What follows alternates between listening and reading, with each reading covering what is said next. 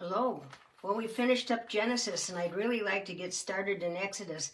But one of you had asked to go a little more deeper on how Jesus is in the book of Genesis, and I will do this as expeditiously as I can. Remember I said some of us want to, it's like the ocean, some of us want to stay in the shallow water, and others want to go out into the deeper water and explore. Well, I'm trying to stay kind of like waist high, but really quickly, Adam, he sinned, but Jesus is called the second Adam because he never sinned. Adam had a lamb sacrifice, and Jesus became our lamb sacrifice. With Noah, he preached for 120 years and nobody went in the door of the ark while he was preaching all that time and building. And only 8 were saved, and that was his family.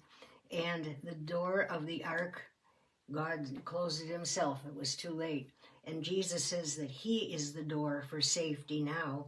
He's the door in our ark of safety.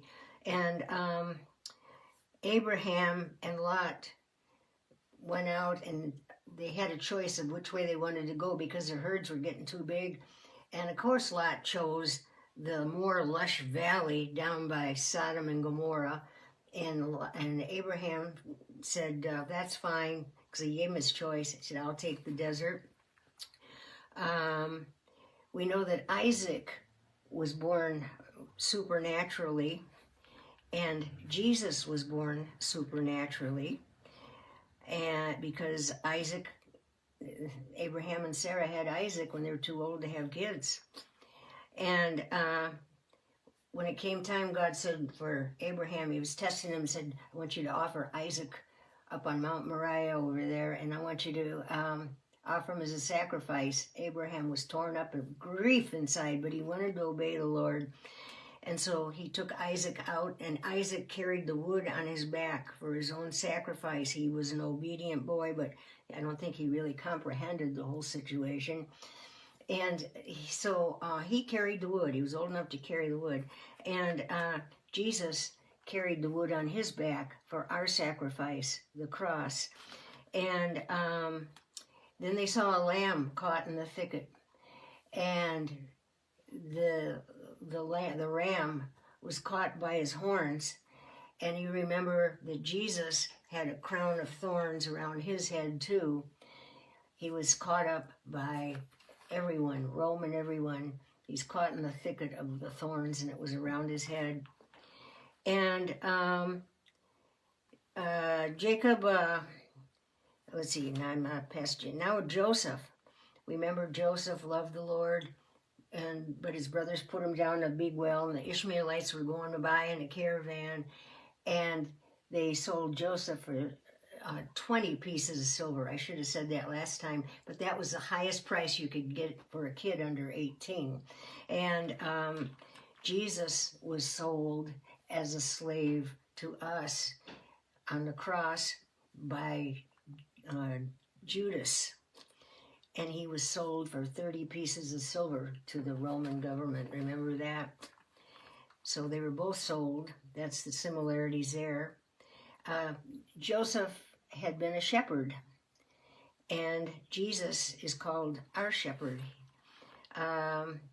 Joseph was raised, he had integrity, he was raised to a high position in Egypt, even in a heathen land, and Joseph called his family in from the famine that was going on, and Joseph was able to feed his family, and Jesus does the same with us in this pagan society that we live in. And Jesus is called he said, I am the bread of life. So we feed on Jesus. He's our bread. And Joseph, now we're finally getting to a point. Okay, I'm at my 4 minutes, but I want to say real quick that Joseph has, the Pharaoh of Egypt has told Joseph, bring his family in, because he loved Joseph so much, and said, bring your family in until the famine is over. And oh, how thrilled they were. So Joseph his family went back and got their father and got their wives and their children, and it says that there were 67 of them that traveled and came into Egypt for sanctuary and food till the famine was over, because the Pharaoh favored Joseph so much.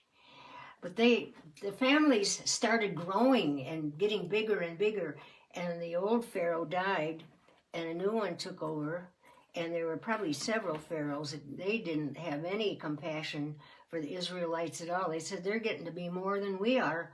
So what he did, he made them all slaves, put them to work. He didn't want them wandering off. He wanted to keep them there and work for him.